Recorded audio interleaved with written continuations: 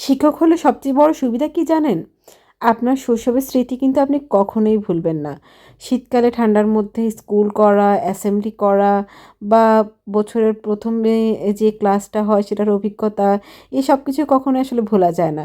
যেমন আজকে ২০২৫ সালে ১ম ক্লাস হয়েছে এবং বাচ্চাদের মধ্যে যে আনন্দ বা উচ্ছ্বাস দেখা গিয়েছে সেটা দেখে আসলে বারবার আমার শৈশবের কথা আমার মনে পড়ে যাচ্ছিল। এই যে বাচ্চারা ঠান্ডার মধ্যেও দেখুন অ্যাসেম্বলি করছে।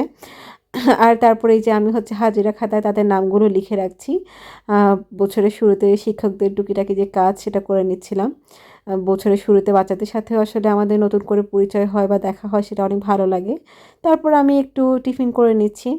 কারণ কয়েকটা ক্লাস নিয়ে আসলে খুব ক্ষুধার্ত লাগছিল। আমি নরমালি ক্লাস টাইমে কোনো ভিডিও করা প্রেফার করি না। কারণ আমার মনে হয় যে এতে বাচ্চাদের প্রাইভেসি নষ্ট হয়। করলেও আমি আসলে অনুমতি নিয়ে করি। তারপর আমি হচ্ছে একটু চা খেয়ে নিচ্ছি আমার কলিগের সাথে। যদিও আসলে অনুচিত হয়েছে তবুও আসলে অনেক ঠান্ডা ছিল তাই চা খেয়েছি। তারপর ফাইনালি এই যে একটু ফটোশুট করার চেষ্টা করছি আমার শাড়ির সাথে মিলিয়ে একটা ফুল নিয়ে।